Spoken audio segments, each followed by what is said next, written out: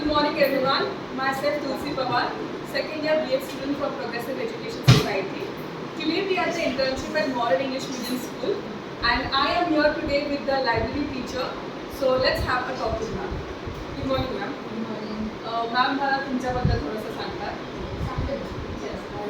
Ma'am मला विचारायचं होतं की तुमचं क्वालिफिकेशन, तुमचं नाव आणि तुमचं क्वालिफिकेशन काय आहे? मी मॉडर्न स्कूलमध्ये लायब्ररी निपाली कामाने. ओके. मी MA ME माझं झालेलं आहे. ओके. आणि मॅम मग तुम्ही असं लायब्ररी किती वर्षापासून तुम्ही असं मी मॉडर्न स्कूलमध्ये 2022 1 जुलै 2022 मध्ये ओके. मॅम हे लायब्ररी जे आहे तिथून तुम्हाला असं काय वाटतं? कारण की शक्यतो मुलं तर स्वतःच्याच पुस्तकांमधून अभ्यास करतात आणि त्यांना तेच नको हवं असतं. मग त्यांना हे एक्स्ट्रा रिडिंगसाठी तुम्ही कसं त्यांना पोस्ट करता की मुलं ज्या लायब्ररीत येतात की त्यांनी असं अजून वाचन केलं पाहिजे, असं तुम्ही कसं मोटिवेट करता? खूप सुंदर प्रश्न विचारला. सर्वात पहिलं तर मुलांना मी फ्रीडम ठेवलेलं आहे.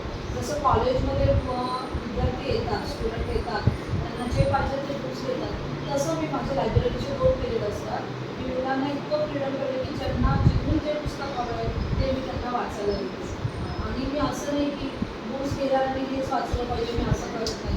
त्यामुळे मुलांना वाचण्याचं खूप आवड निर्माण झालेली आहे. हां मॅम, मी मागच्या जर ऑब्झर्वेशनमध्ये बघितलं की तुम्ही एज वाईज मुलांना तसे एकदम कलरफुल पिक्चर्स असणारे असे बुक्स असाइन करता.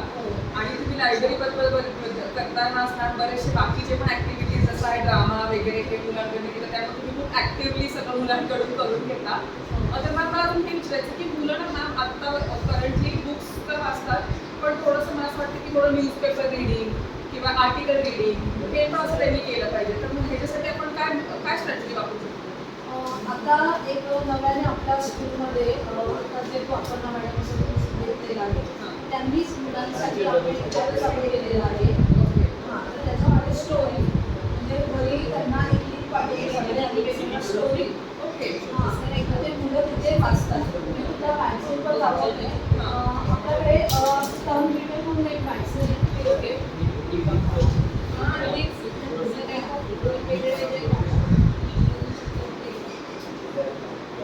बुकटर्न म्हणून मॅगझिन आणि ह्याची लिंक आपल्याला आपण शाळेला जोडलेलं आपण मुलांबद्दल तर हे मुलं वाचतात. त्याच्यामध्ये आपण सुद्धा छान गोष्टी तयार करून त्यांच्या मॅगझिनमध्ये ॲड करू आणि मुलं ते सुरुवात केलेली आहे म्हणजे मुलं जे काय स्वतःचं आर्टिकल काय देतात ते सगळं इथे पब्लिश खूप छान इनिशिएटिव्ह आहे. आम्ही आपल्याकडे शिक्षण संदर्भ येतो, यनेट्स वगैरे येतो, म्हणजे बऱ्याच गोष्टी आपण केलेल्या आहे. आता मुलांना सध्या लोकमत पेपर हा प्रत्येक मुलाला दिला जातो वाचण्यासाठी. ओके. त्यामुळे मुलांना आता सगळ्याच गोष्टी कळायला लागल्या.